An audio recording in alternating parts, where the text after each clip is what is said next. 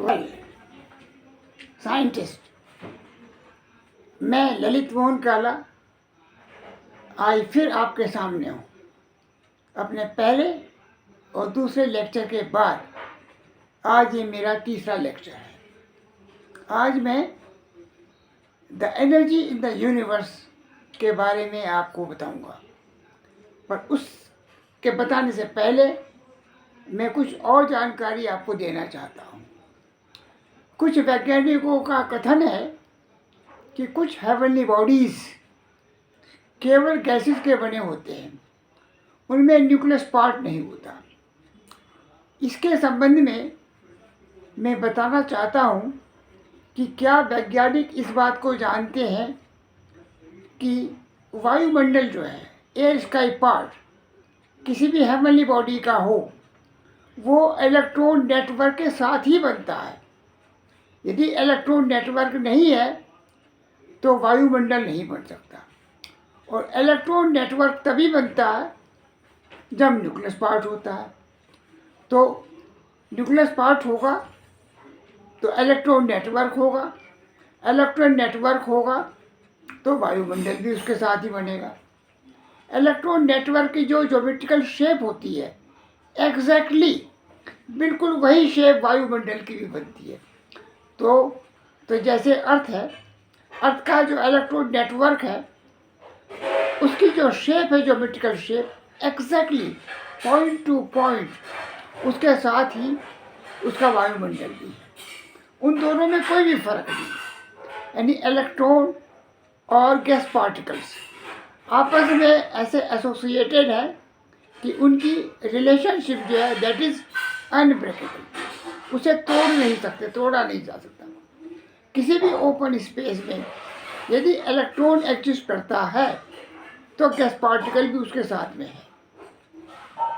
इनकी जो रिलेशनशिप है, इनका जो एसोसिएशन है, दैट इज अनब्रेकेबल। अच्छा, अब मैं आपको बताता हूँ, जैसे कोई खुले मुंह का बर्तन है, एनी हॉलो कंटेनर, जैसे गिलास है, कोई और बर्तन है, जार है, तो उसके अंदर हवा भरी होती है एट नॉर्मल एटमॉस्फेरिक प्रेशर के ऊपर। जो एटमॉस्फेरिक प्रेशर है उस पर उसके अंदर हवा होती है, जिसे हम कहते हैं खाली गिलास है या खाली बर्तन है। लेकिन खाली होने के बाद भी उसके अंदर गैस पार्टिकल्स हैं, वायु भरी हुई है। इन वायु के साथ में इलेक्ट्रॉन्स भी हैं। इलेक्ट्रॉन यदि हम इस वायु को, इस गैस को बाहर फेंक दें, यानी बर्तन को इवैक्यूएट कर दें, तो जैसे ही हवा बाहर फेंकी जाती है उसके साथ जो इलेक्ट्रॉन्स हैं एसोसिएटेड, वो भी बाहर फेंके जाते हैं। अब यदि हवा को फिर अलाउ कर दें, ढक्कन हटा करके, तो हवा के साथ इलेक्ट्रॉन भी अंदर आ जाते हैं। यानी इलेक्ट्रॉन और गैस पार्टिकल्स दोनों के बीच अनब्रेकेबल रिलेशनशिप है, और एक ऐसी मजबूत एसोसिएशन है जिसको तोड़ा नहीं जा सकता। यदि किसी भी ओपन स्पेस में हवा है या गैस है तो उसके साथ इलेक्ट्रॉन भी जुड़ा हुआ है। इलेक्ट्रॉन या वाइस वर्सा, इलेक्ट्रॉन है तो उसके साथ में गैस पार्टिकल भी जुड़ा हुआ है। एक बात और मैं यहाँ बताना चाहता हूँ, जब हम किसी खुले बर्तन की हवा को बाहर फेंकते हैं, यानी बर्तन को इवैक्यूएट करते हैं, तो ये बाहर फेंकी हवा कहाँ जाती है? ये वायुमंडल में नहीं मिलती, बल्कि उसी बर्तन की दीवारों के बाहरी सतह पर, आउटर सरफेस के ऊपर डिपॉजिट हो जाती, जमा हो जाती है। ये बर्तन को छोड़ के नहीं जाती। और जैसे ही ढक्कन हटाया, जो वैक्यूम स्पेस थी वो समाप्त कर दी, तो वही उसकी दीवार से उठ करके यही हवा या वही गैस जो थी, जो उसका अंदर थी, विद इलेक्ट्रॉन्स अंदर आ जाएगी। यानी बर्तन के अंदर की जो हवा है, जो एट नॉर्मल एटमॉस्फेरिक प्रेशर के अंदर, उसके अंदर मौजूद है, वो उसका इंटीग्रल पार्ट है, वो उसका अटूट हिस्सा है। उसे बर्तन के न्यूक्लियस से अलग नहीं कर सकते। पहला लेसन तो जैसे मैंने बताया कि कोई भी किसी भी हेवनली बॉडी के चारों ओर वायुमंडल उसके इलेक्ट्रॉन नेटवर्क पर ही बनता है और उसकी वही शेप होती है, उसकी ज्योमेट्रिकल शेप वही है जो कि इलेक्ट्रॉन नेटवर्क की है। इलेक्ट्रॉन नेटवर्क की शेप क्या है ये मैं आपको अगले लेक्चर में, आगे के लेक्चर में बताऊंगा। एक और बात, हमारे वायुमंडल में फ्री इलेक्ट्रॉन्स भी हैं और गैस पार्टिकल्स भी हैं। फ्री इलेक्ट्रॉन्स की प्रेजेंस इस बात से भी पुष्टि होती है कि जब रेनी डे के दिन जब आकाश में बादल होते हैं तो बादलों में बिजली चमकती है, लाइटनिंग होती है, बिजली कड़कती है, उसकी स्पार्किंग होती है और बिजली गिरती भी है। तो ये, लेकिन यदि मौसम बिल्कुल साफ हो, कहीं कोई बादल न हो, तब ये हमें महसूस नहीं होता कि ये फ्री इलेक्ट्रॉन्स हैं या आकाश में कोई बिजली चमक रही है। क्या होता कि जब ह्यूमिड क्लाइमेट होती है, नमी बढ़ जाती है, तो ये एयर पार्टिकल जो है इलेक्ट्रॉन के लिए एक बेस्ट इंसुलेटर की तरह काम करते हैं। वो हवा के थ्रू ही मूव करते हैं इलेक्ट्रॉन्स। तो एयर पार्टिकल जो है या गैस पार्टिकल जो है इलेक्ट्रॉन के लिए एक बेस्ट इंसुलेटर का काम करता है। लेकिन जब हवा में नमी हो तो ये इंसुलेटिंग मटेरियल जो है, जो हवा है, वो उससे इलेक्ट्रॉन्स लीक होने लगते हैं और इलेक्ट्रॉन के ऑर्बिट्स इतने कम्पैक्टली, इतने क्लोजली एक दूसरे के साथ फ्लो करते हैं कि उनके बीच में जहाँ भी लीकेज होगा वहाँ पर स्पार्किंग होगी, शॉर्ट सर्किटिंग होगी, उसमें आपको जो है बिजली का चमकना, इलेक्ट्रिक स्पार्क दिखलाई देगा और हाई टेम्परेचर के ऊपर वो वहाँ पर वैक्यूम क्रिएट होगा, फिर आवाज़ के साथ वो टूटेगा, तो थंडरिंग भी होगी, वो सब होगा। तो इलेक्ट्रॉन और गैस पार्टिकल, इनके बीच की जो रिलेशनशिप है, इनकी जो एसोसिएशन है, दैट इज अनब्रेकेबल। यही जो एसोसिएशन है जो इलेक्ट्रॉन और गैस पार्टिकल की होती है, इसको ही गॉड पार्टिकल कहते हैं। जितने भी एग्जिस्टेंट्स हैं ब्रह्मांड में, एग्जिस्टेंट का मतलब atom to heavenly bodies. Atom पदार्थ का सबसे छोटा भाग है और हेवनली बॉडी सबसे बड़ा भाग है, और इसके बीच के जो है एटम से मिलकर के मैटर्स बनते हैं। कई मैटर्स आपस में मिल करके ह्यूज मैटर बनाते हैं, कई ह्यूज मैटर मिल करके एक हेवनली बॉडी बनाते हैं। तो जितने भी एटम टू हेवनली बॉडी, सब में न्यूक्लियस पार्ट भी है, सभी के चारों ओर इलेक्ट्रॉन नेटवर्क भी है और सभी के इलेक्ट्रॉन नेटवर्क सब गैस पार्टिकल भी एसोसिएटेड है। फॉर एग्जाम्पल, यदि हम अर्थ को दो भागों में तोड़ दें, अर्थ का मतलब अर्थ का न्यूक्लियस और उसके चारों ओर फैला हुआ वायुमंडल जिसमें इलेक्ट्रॉन्स भी, तो जैसे ही उसके न्यूक्लियस को तोड़ते हैं तो टूटे न्यूक्लियस के साथ में उसका वायुमंडल भी डिवाइड होकर दोनों के साथ जुड़ जाता है। यानी न्यूक्लियस टूटा, इलेक्ट्रॉन नेटवर्क के भी दो भाग हो गए, फिर आगे डिवाइड किया, न्यूक्लियस भी डिवाइड होता जाएगा, electron network with gas particles वो भी डिवाइड होता जाएगा। तोड़ते जाओ उसे हम एटम तक आ जाते हैं। एटम में न्यूक्लियस है, न्यूक्लियस पार्ट है, तो वही इलेक्ट्रॉन नेटवर्क जो है, जो कभी उसमें किसी हेवनली बॉडी को बनाता था, एटम के चारों ओर भी होगा, उसमें इलेक्ट्रॉन भी है और उसके साथ में गैस पार्टिकल्स भी जुड़े हैं। यदि हम सारे एटम को सबको जोड़ दें तो वही न्यूक्लियस पहले से जो पहले था फिर से तैयार हो जाएगा, जो वायुमंडल पहले था वो फिर से तैयार हो जाएगा। इसका मतलब है कि इलेक्ट्रॉन और गैस पार्टिकल्स डिवाइड होते होते एटम तक भी आ जाते हैं। अब हम एटम को तोड़ते हैं। एटम क्या है? एटम के अंदर न्यूक्लियस पार्टिकल्स हैं, बहुत छोटे छोटे, प्रोटॉन्स, न्यूट्रॉन, न्यूट्रिनो, इनका आपस में इतने मजबूती से आपस में जुड़े हुए हैं। क्या आप जानते हैं कि इन न्यूक्लियस पार्टिकल का साइज क्या होगा, या गैस पार्टिकल का या इलेक्ट्रॉन का? ये पार्टिकल जो है इनका साइज किस रेंज का होगा, कितना लगभग अंदाज, मोटे अंदाज? ये नैनो पार्टिकल से भी छोटे होते हैं। नैनो पार्टिकल्स मतलब 10⁻⁹ मीटर, इससे भी और छोटे। अब एटम एटम में न्यूक्लियस पार्टिकल्स हैं, कई न्यूक्लियस पार्टिकल छोटे छोटे, इन्यूमरेबल। इन्यूमरेबल मीन्स जिनकी गिनती नहीं की जा सकती, अनकाउंटेबल गिनती होती है, 5, 7, 10, 15, 20 नहीं, इन्यूमरेबल। और इतने छोटे हैं कि इनकी गिनती करना, इनको देखना बहुत मुश्किल है। आप मोटा अंदाज भी नहीं लगा सकते कि किसी एटम के अंदर कितने न्यूक्लियस पार्टिकल्स होंगे, और इनके चारों इलेक्ट्रॉन की संख्या कितनी है, गैस पार्टिकल की संख्या कितनी है, वो तो इससे कहीं भी ज़्यादा है। जैसे ही एटम टूटता है, एटम टूटने पे एटम के जो न्यूक्लियस पार्टिकल्स हैं वो डिस्पर्स हो जाते हैं, बिखर जाते हैं। फिर ईच न्यूक्लियस पार्टिकल के साथ वही उसके इलेक्ट्रॉन के नेटवर्क के जो इलेक्ट्रॉन्स हैं वो भी डिवाइड हो जाएंगे। सपोज मान लिया किसी एटम के अंदर 10 to the power 10 nucleus particles हैं, तो उसका एटम का जो आउटर एनर्जी पार्ट है, इलेक्ट्रॉन विद गैस पार्टिकल्स, वो भी उतने भागों में डिवाइड हो जाएगा।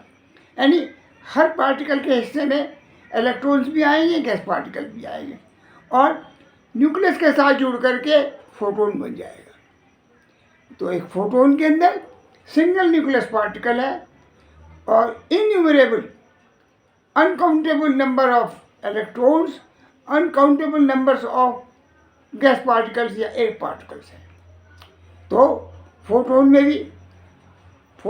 भी एक सिंगल न्यूक्लियस पार्टिकल है, और सिंगल न्यूक्लियस पार्टिकल के चारों ओर इलेक्ट्रॉन्स भी हैं और गैस पार्टिकल भी हैं।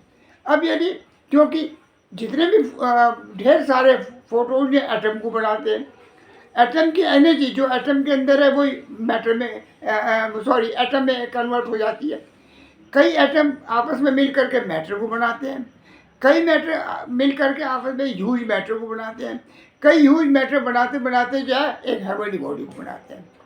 तो एक हेवनली बॉडी के अंदर जो चीज़ है वो डिवाइड होते होते एटम तक भी पहुंचती है, और जो एनर्जी जो पार्टिकल्स एटम के अंदर हैं वो डिवाइड होते होते फोटोन में भी जाते हैं। फोटोन का स्ट्रक्चर भी वही है जो एटम का है, एटम का स्ट्रक्चर भी वही है, जो जो जो एटम का स्ट्रक्चर है वही मैटर का भी है, बाहर का आउटर एनर्जी पार्ट कह रहा हूँ, और वही एक हेवनली बॉडी का भी है। यानी इलेक्ट्रॉन नेटवर्क की शेप, उसकी ज्योमेट्रिकल शेप और उसका रोल एक हेवनली बॉडी में जो है वही मैटर में भी है, वही एटम में भी है, वही फोटोन में भी है। अच्छा, अब मैं एक बात और थोड़ा सा इसे और बताता हूँ कि इलेक्ट्रॉन और गैस पार्टिकल्स या एयर पार्टिकल्स के बीच की जो रिलेशनशिप है वो कैसे होती है। इसके लिए थोड़ा सा मैं एक एक्सपेरिमेंट के बारे में बताना चाहूँगा। CRT, cathode ray tube. Cathode ray tube भाई मैंने तो अपने BSc में पढ़ी थी, अभी पता नहीं वो किस क्लास में पढ़ाई जाती है, इंटरमीडिएट क्लास में है या BSc में है क्या। CRT कैथोड रे ट्यूब एक सिलिंड्रिकल ट्यूब है। सिलिंड्रिकल ट्यूब के एक एंड के ऊपर कैथोड प्लेट है, दूसरे एंड के ऊपर एनोड प्लेट है। कैथोड प्लेट नेगेटिवली चार्ज कहलाती है, anode plate positively charge plate होती है। कैथोड प्लेट के ऊपर जब लाइट पड़ती है तो उससे इलेक्ट्रॉन्स एमिट होते हैं, निकलते हैं, मतलब हॉलो स्पेस में, अंदर का हॉलो पार्ट जो है ट्यूब का, इन इलेक्ट्रॉन को पुल किया खींचा जाता towards anode plate by applying high electromagnetic forces. यानी एनोड प्लेट हाई वोल्टेज के ऊपर होती है, कैथोड प्लेट लो वोल्टेज के ऊपर होती है। तो जब पुल करते हैं, खींचते हैं एनोड प्लेट के ऊपर, तो उसके ऊपर इलेक्ट्रॉन इमेज बनाते हैं। ये पिक्चर्स ट्यूब वाला में जो है टीवी या दूसरे उसमें काम आते हैं कैथोड रे ट्यूब वाला।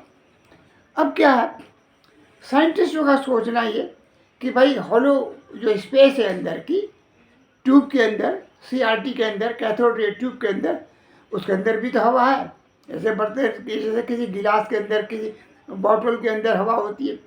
तो ये जो उसके अंदर जो इलेक्ट्रॉन्स मौजूद हैं उसके हवा में, ये इंटरफेयर न करें कैथोड रे ट्यूब से निकलने वाले इलेक्ट्रॉन्स के साथ में। तो उन्होंने सोचा कि पहले कैथोड रे ट्यूब को के हॉलो पार्ट को इवैक्यूएट कर देते हैं। इवैक्यूएशन का मतलब है कि उसके अंदर की हवा बाहर निकाल दी। हवा बाहर निकालने पे उसके जो इलेक्ट्रॉन है वो भी बाहर आ गए। अब CRT कैथोड रे ट्यूब का जो हॉलो पार्ट है वो इवैक्यूएट हो गया, एक वैक्यूम स्पेस हो गई। अब हमने कैथोड से इलेक्ट्रॉन चलाने हैं वैक्यूम स्पेस के थ्रू। वैक्यूम स्पेस के थ्रू वो पहुंचेंगे एनोड प्लेट के ऊपर। अब जैसे ही हाई इलेक्ट्रोमैग्नेटिक फोर्स लगा के कैथोड से निकलने वाले इलेक्ट्रॉन को एनोड प्लेट के ऊपर खींचा जाता है, तो इलेक्ट्रॉन मूव करते हैं, चलते हैं, आगे बढ़ते हैं और एनोड प्लेट तक पहुंच जाते हैं। अब मेरा बेसिक सवाल है साइंटिस्टों से, मोस्ट ऑफ द साइंटिस्ट उनका ये मत है और शायद किताबों में भी लिखा हुआ है कि इलेक्ट्रॉन कैथोड रे ट्यूब की वैक्यूम स्पेस से मूव करके एनोड प्लेट पे पहुंचते हैं। नहीं, ऐसा नहीं है। जब हम कैथोड से निकलने वाले इलेक्ट्रॉन को एनोड प्लेट की ऊपर खींचते हैं, पुल करते हैं by applying high electromagnetic forces, तो इलेक्ट्रॉन के साथ में गैस पार्टिकल भी साथ में चलते हैं। या मैं ये कहूँ कि इलेक्ट्रॉन के ऊपर एक कवर के रूप में गैस पार्टिकल चढ़ा हुआ होता है। जैसे मैंने पहले कहा कि गैस पार्टिकल जो है in dry state it is a very good insulator, इसलिए क्योंकि ओपन स्पेस में, ओपन एयर में, जब वायुमंडल में हमें इलेक्ट्रॉन की फीलिंग नहीं होती। वो इसीलिए नहीं होती कि इलेक्ट्रॉन नेकेड नहीं है, बल्कि गैस पार्टिकल के अंदर ही मूव कर रहे हैं। और स्पार्किंग में तभी होती है जब उसका जो इंसुलेटिंग कवर है, जो गैस पार्टिकल है, ह्यूमिड में होगा, लीकेज कर जाए। यदि ड्राई एयर है तो कभी भी महसूस नहीं होगा और रेनी सीजन में महसूस। इन रेयर केसेस ही ऐसा होता और हाई एल्टीट्यूड पे ऐसा होता। तो इलेक्ट्रॉन आगे बढ़ता है वैक्यूम स्पेस में, कैरिंग दी गैस पार्टिकल ऑल्सो, कैरिंग दी एयर पार्टिकल्स ऑल्सो, और वहाँ जाएगा। यानी जैसे जैसे वो आगे बढ़ेगा वैक्यूम स्पेस में, वो जितने दूरी आगे बढ़ेगा वो इलेक्ट्रॉन विद एयर बढ़ती जाएगी, चलते जाएंगे जब तक ये इलेक्ट्रॉन एनोड प्लेट पे पहुँचेंगे। उस दौरान वैक्यूम स्पेस जो थी वैक्यूम में नहीं थी, बल्कि वो it was filled with electron with gas particle. जैसे ही हमने एक्सपेरिमेंट को स्विच ऑफ किया, इलेक्ट्रॉन पीछे हटा, उसके साथ में जो एसोसिएटेड गैस पार्टिकल भी थे वो भी पीछे हटे, again it becomes a vacuum space. तो इलेक्ट्रॉन और गैस पार्टिकल, इनके बीच की जो रिलेशनशिप है दैट इज अनब्रेकेबल। इनकी एसोसिएशन को ही गॉड पार्टिकल कहते हैं। गॉड पार्टिकल, हम जो अपने सांस खींचते हैं ऑक्सीजन, उसमें इलेक्ट्रॉन भी शामिल है। जितनी कोई भी पदार्थ एग्जिस्टेंट इलेक्ट्रॉन को खींचेगा, इलेक्ट्रॉन के साथ में कोई ना कोई गैस भी जुड़ी होती है। Electron associated with some gas particle is the god particle. यही एनर्जी फीडर है। किसी पदार्थ को बनाने वाला है फोटोन। फोटोन से एटम बनते हैं, एटम से मैटर बनते हैं, मैटर जुड़ करके हेवनली बॉडी बनती है। तो उसका क्रिएटर, उसका पैदा करने वाला है फोटोन, और उसका पोषण करने वाला, उसका एनर्जी फीडर है, that is electron associated with some gas particle, जिसको हम गॉड पार्टिकल कहते हैं। तो इलेक्ट्रॉन इज द फीडर और फोटोन इज द क्रिएटर। अब ब्रह्मांड में एनर्जी जो है केवल दो रूपों में है। एक है पदार्थ का रूप, in matters form. Atom to heavenly body it is matter form.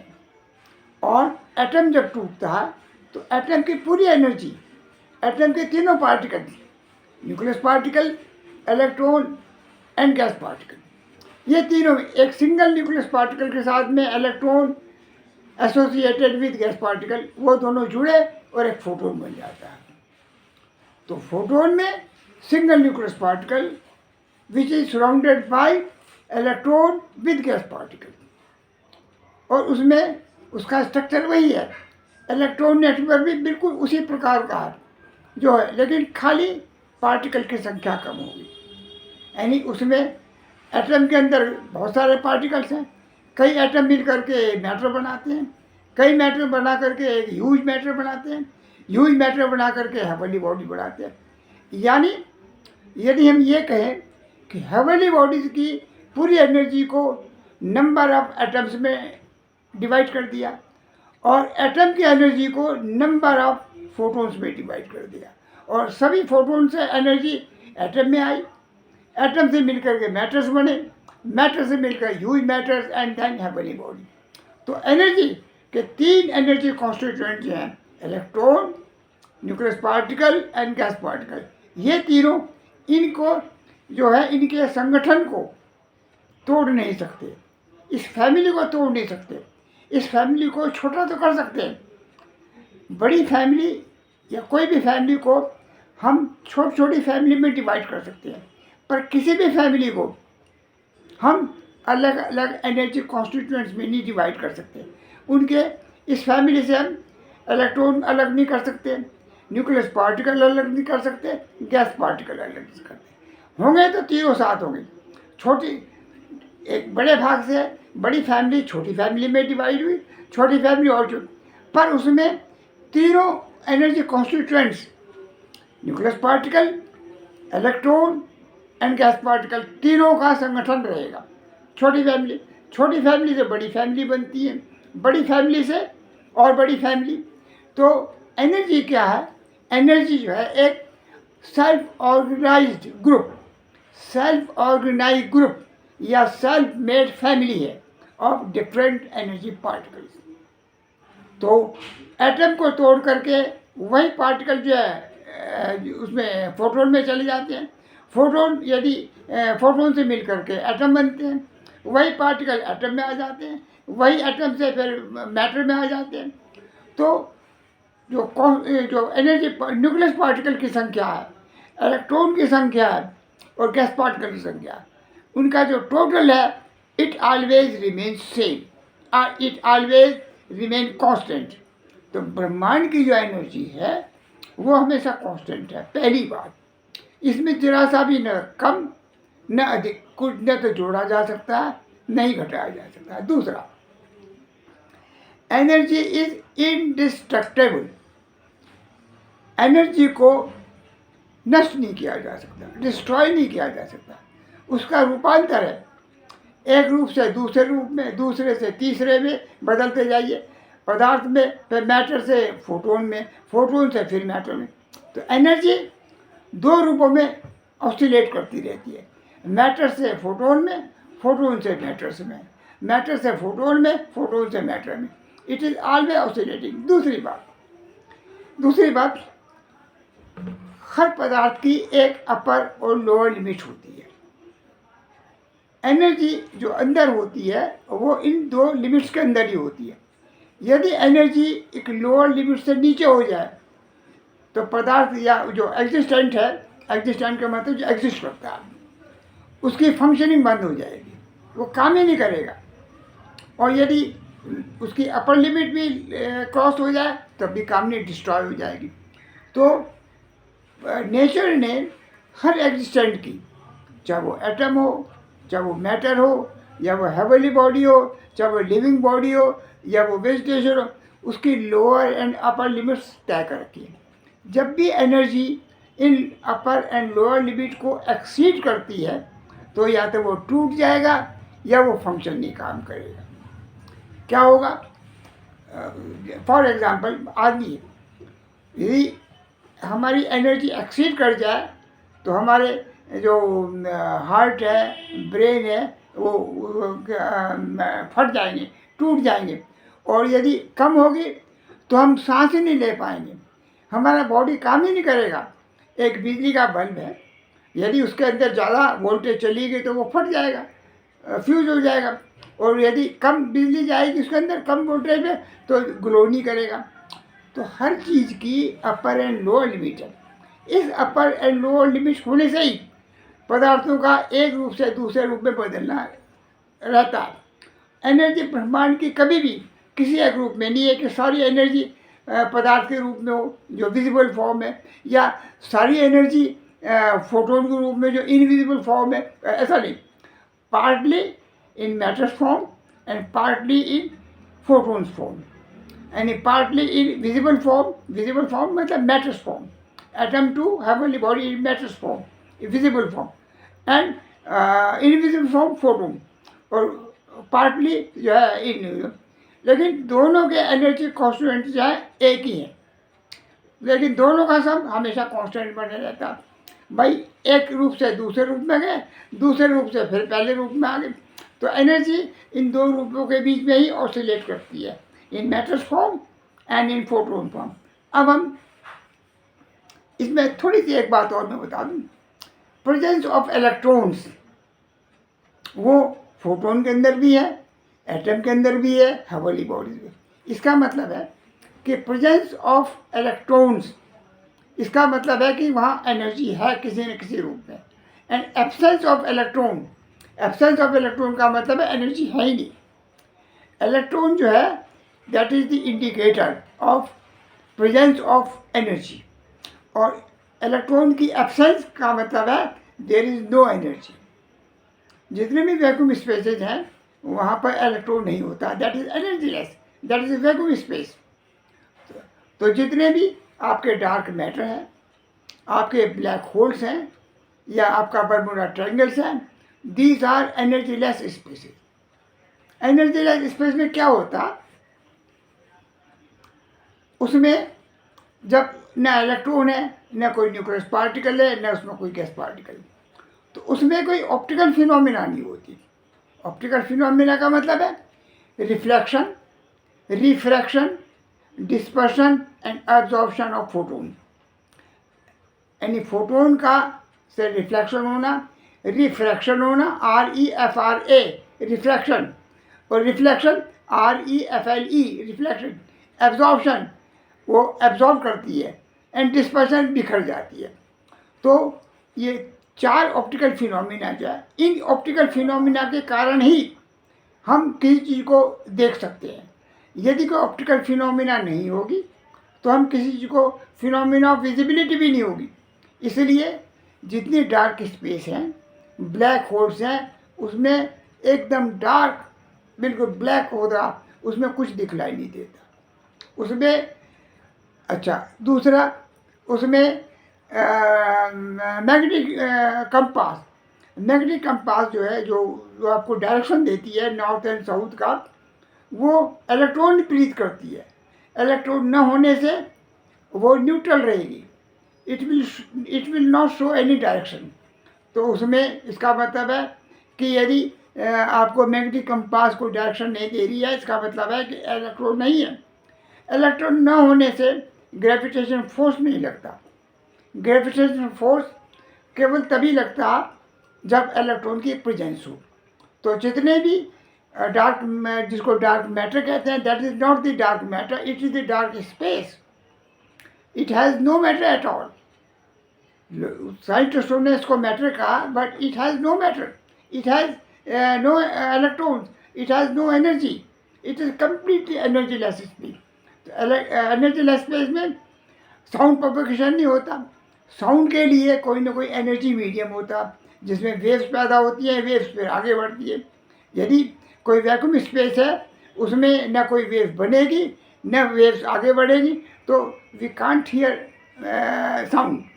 तो डार्क स्पेस के अंदर यदि दो आदमी नज़दीक भी खड़े हैं, 2 फीट की 4 फीट की दूरी पे है, वो बोलना चाहेगा तो वो सुनेगा नहीं, क्योंकि वेव्स बन नहीं रही हैं, उसके कान तक नहीं पहुंच रही हैं। तो इसमें जो उसके फीचर्स हैं डार्क स्पेस के, ब्लैक होल्स के, और ये बरमूडा ट्रायंगल्स के, ये सभी स्पेसेस जो हैं एनर्जीलेस स्पेसेस है। उसमें न कोई न्यूक्लियस पार्टिकल है, न उसमें कोई इलेक्ट्रॉन है, न उसमें कोई गैस पार्टिकल है। तो वहाँ पर ऑप्टिकल फिनोमिना नहीं होती, फिनोमिना ऑफ विजिबिलिटी नहीं होती, साउंड प्रोपोगेशन नहीं होता, नेगेटिव कंपास में कुछ नहीं होता, एंड ग्रेविटेशन फोर्स नहीं लगता।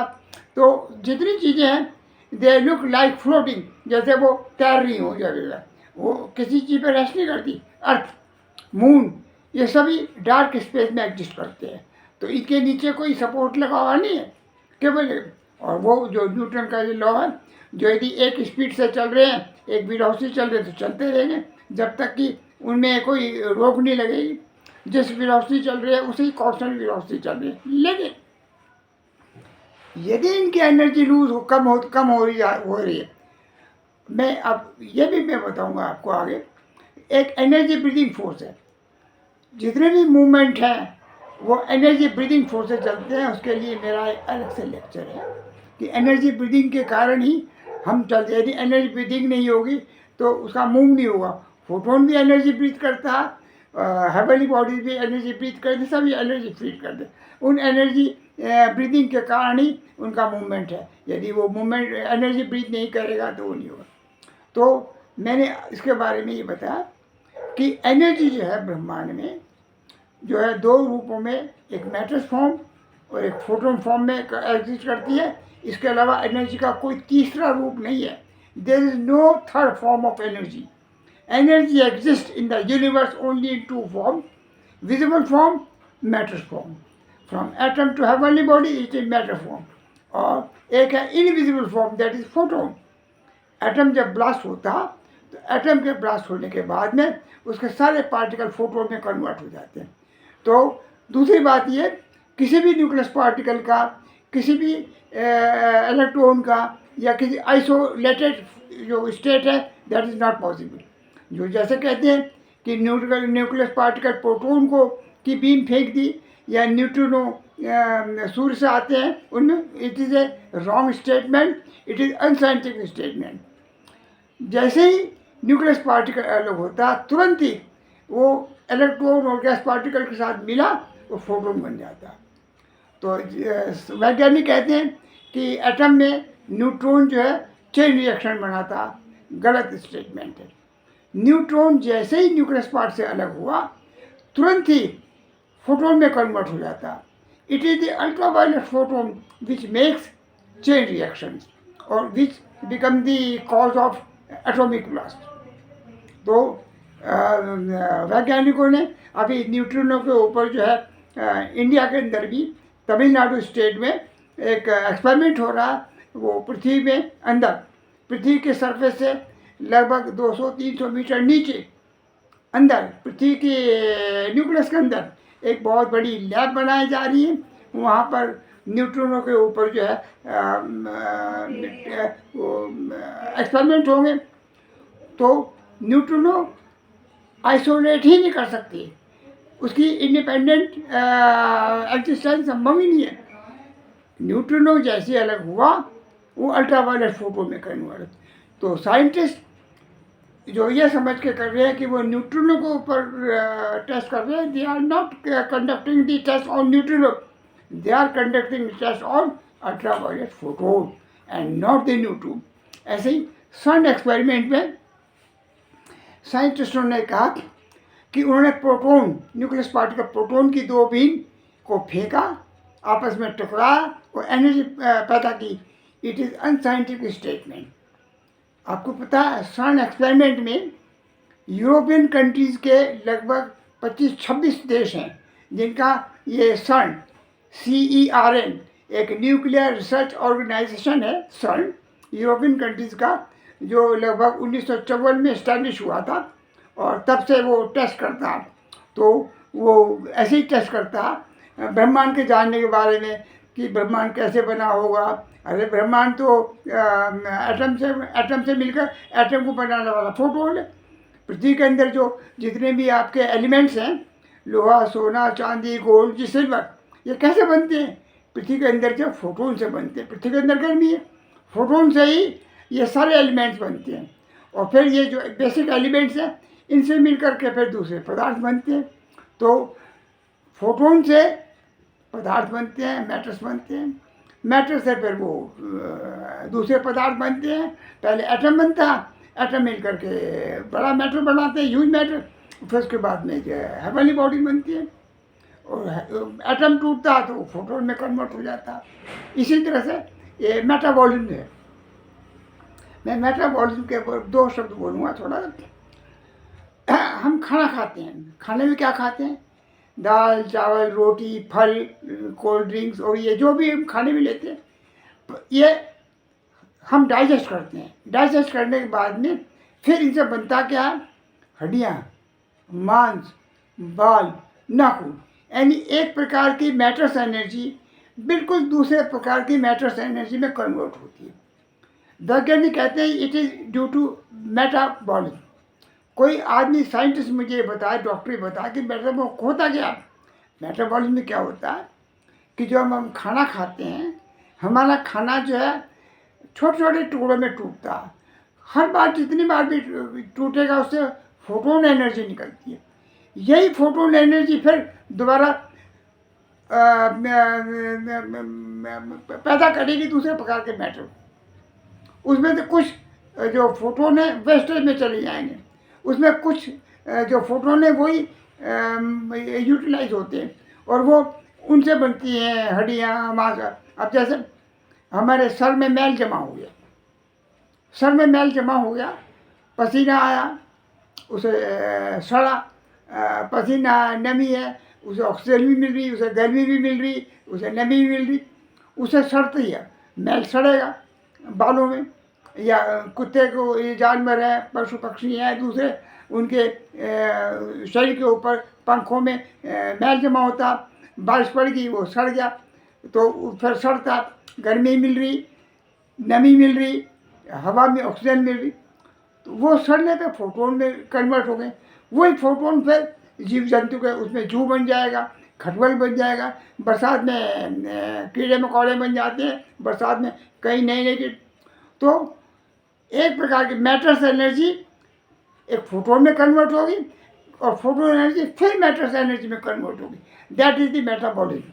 और ये इसमें फोटोन, यानी बीच में एक बार फोटोन बनेगा, फिर फोटोन, और फोटोन जो बनेंगे सारे फोटोन नहीं इस्तेमाल होते, कुछ फोटोन जो है बर्बाद चल जाए। फोटोन वही होंगे जो बॉडी, जो बेस मिलेगा, बॉडी का जो बेस मिलेगा वही सर्वाइव कर पाएंगे। जैसे चने में जो कीड़ा बनता है वो दूसरा होता है, गेहूं में जो कीड़ा पैदा होगा वो दूसरा होगा, आटे में जो होगा वो दूसरा होगा, अलग अनाज अलग है। क्योंकि फोटोन को जो बेस मिलेगा, जो एब्जॉर्ब करेगा, उसी के अनुसार कीड़े का निर्धारण होगा, किस प्रकार का कीड़ा पैदा होगा। तो शरीर के हिसाब से जो बेस मिल रहा है, कुत्तों के शरीर के ऊपर मक्खी पैदा हो जाएगी, किसी के ऊपर कोई दूसरा होगा। तो it is according to the base, किस बेस के ऊपर वो फोटोन एब्जॉर्ब हो रहा और क्या उसे खाना मिलेगा आगे चूसने के लिए। इसीलिए तो मेटाबॉलिज्म जो है एक प्रकार की मैटर्स एनर्जी फोटोन में कन्वर्ट होगी, फिर फोटोन की एनर्जी फिर मैटर्स एनर्जी में, एंड एक प्रकार की मैटर्स एनर्जी बिल्कुल दूसरे प्रकार की मैटर्स एनर्जी में कन्वर्ट होना, दैट इज मेटाबॉलिज्म। ये मैंने एक थोड़ा सा उनकी जानकारी के लिए दिया है थोड़ा। तो ब्रह्मांड की एनर्जी जो है दो रूपों में हमेशा कांस्टेंट रहती है, in matters form and in photon form. There is no any third form of energy. एक दूसरा, all black holes, all dark matters, it is not dark matter, it is dark space, and all Bermuda Triangle, these are vacuum spaces having no energy at all. तो ये है। और अब energy की बात है, एनर्जी कहाँ कहाँ पर है? एनर्जी पूरे ब्रह्मांड में नहीं है, इसका जो लार्ज पार्ट है ब्रह्मांड का, दैट इज वैक्यूम स्पेस। क्योंकि डार्क मैटर जो है, जिसको मैं डार्क स्पेस कहता हूँ, ये बहुत ज़्यादा फैला हुआ है। Energy is concentrated only in heavenly bodies. जहाँ जहाँ हेवनली बॉडीज है, हेवनली बॉडीज का मतलब है उसका न्यूक्लियस पार्ट, और न्यूक्लियस पार्ट के चारों ओर फैला हुआ उनका इलेक्ट्रॉन नेटवर्क, जिसके साथ में गैस पार्टिकल्स भी है, जिसको हम वायुमंडल कहते हैं। वो वही मतलब उसका स्काई पार्ट और न्यूक्लियस पार्ट, इनके अंदर ही एनर्जी है। बाकी rest of the universe is vacuum space having no energy at all. तो इसके अलावा और what more I want to, बस इतना ही एनर्जी के बारे में है। एनर्जी क्या, अब मैं अगला आपको बताऊंगा कि एनर्जी ब्रीथ कैसे की जाती है। All existence how they breathe energy, और जितना मूवमेंट है, पृथ्वी का मूवमेंट है या चंद्रमा का मूवमेंट है या मैग्नेट का मूवमेंट है। अब फॉर एक एग्जांपल देता हूँ, एक मैग्नेट है, मैग्नेट की मैग्नेटिक फील्ड के अंदर एक लोहे का टुकड़ा रखा हुआ है। मैग्नेटिक फील्ड के अंदर दोनों ही, मैग्नेट भी और एक लोहे का टुकड़ा, दोनों नॉन लिविंग मैटर्स हैं। हमारी तरह उनके सेंस ऑर्गन्स नहीं है, आईज, ईयर्स, नोज या फीलिंग टच या देखने का, ये तो नॉन लिविंग मैटर्स हैं। लेकिन लोहे के टुकड़े को कैसे पता चल जाता है, कैसे सेंस करता है कि उसके आसपास में मैग्नेट है, उसका डायरेक्शन का और डिस्टेंस का अंदाज़ा हो जाता है, एक बात। दूसरा, why the ferrous metal is forced, FORCED, why the ferrous metal is forced to react or to respond the presence of magnet, कि वो बाध्य क्यों, मजबूर क्यों है एक फेरस मैटर मैग्नेट की प्रेजेंस को रिस्पॉन्ड करने के लिए बाध्य क्यों है, why it is force to react. दूसरी बात। तीसरी बात कि वो आगे बढ़ता है तो कैसे बढ़ता है, वो एकदम जाके चिपकता है या स्टेप बाय स्टेप आगे बढ़ता है। चौथी बात कि वो उसके नॉर्थ और साउथ पोल पे ही जाके क्यों चिपकता, अलग दूसरी जो रेस्ट ऑफ दी जो मैटर है वहाँ क्यों नहीं चिपकता। तो वो सिग्नल कैसे जाते हैं एक फेरस मेटल के बाद में, उन सिग्नल को वो रिस्पॉन्ड क्यों करता, उसके बाद में why it is force to react, वो आगे कैसे बढ़ता, और ये तो ये एक बड़ा सिंपल सवाल है जो एक बेसिक्स ऑफ द साइंस से जुड़ा हुआ है। वैसे उसकी प्रॉपर्टीज हम यूज़ करते हैं मैग्नेट की, लेकिन उसके जो बेसिक्स ऑफ साइंस हैं वो बहुत कम वैज्ञानिकों को मालूम। तो उसका कारण ये है कि मैग्नेट के चारों ओर मैग्नेटिक लाइन जिनको हम कहते हैं वो इलेक्ट्रॉन्स हैं। वो इलेक्ट्रॉन जो है, लोहे का टुकड़ा भी इलेक्ट्रॉन को ब्रीथ करता है और वो उसकी लाइफ एनर्जी है, इसलिए वो उसको रिस्पॉन्ड करता है। उसके अंदर ये जो रिएक्ट करने की बात है वो सबको हम भी रिएक्ट करते हैं।